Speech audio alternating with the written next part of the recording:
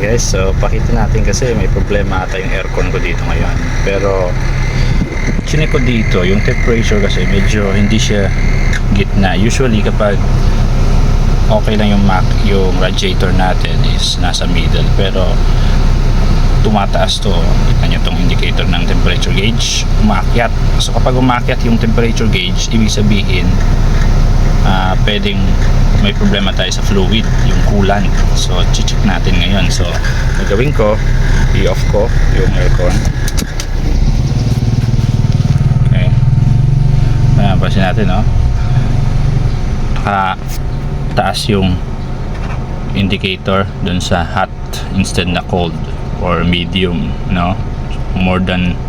Pag more than half malapit sa hot, ibig sabihin umiinit yung makina natin. So i-off ko muna siya.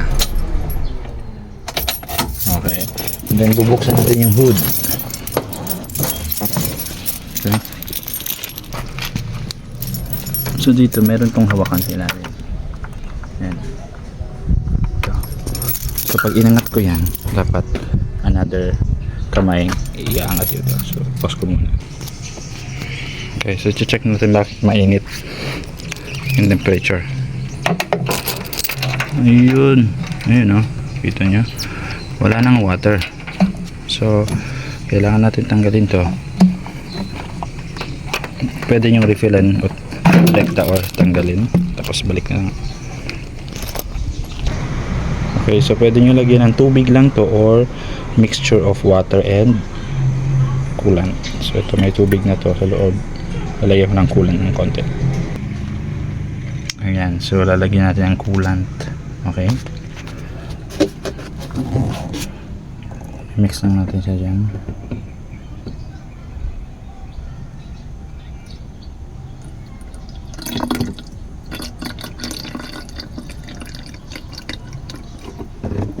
Okay, so napansin natin may mixture of coolant at water yan. Okay, ayan, so ibabalik natin ito dito.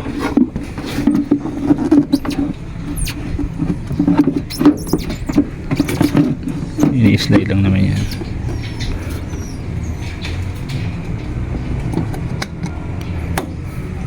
Ayan, so importante mag pre-inspection before magpandar. Okay, so ito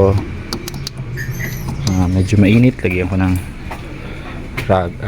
pamunas. Ito, babuksan lang natin to ng may pamunas tayo. Okay. Make sure na hindi masyado mainit yan, kasi pag sobrang init yan, binuksan nyo, pwedeng sumingaw at pumutok yun sa mukha nyo. So lalayo kayo ng konti. Okay, so ito, mapapansin natin wala ring tubig to, so lalagyan natin tubig. Yan, init nya, no? May usok pa yan. Ayan, so pupunuin lang natin itong bandang radiator.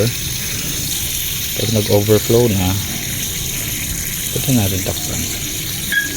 So ibig sabihin na-drain yung water nya. Okay,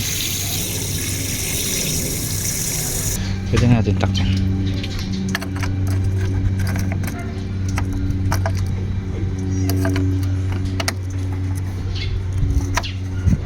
Okay, okay yung coolant, okay na to.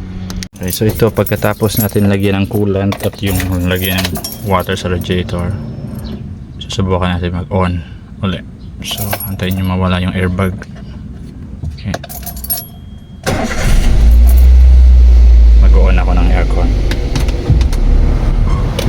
Tingnan natin to. Ayan, oh.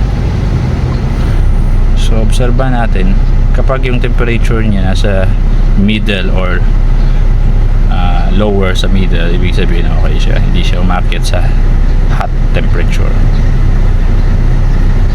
Okay na. So malamig na rin yung hangin, kanina medyo mainit.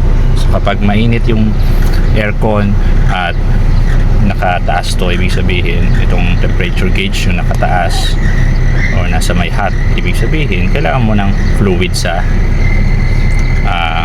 radiator. Okay, let's go.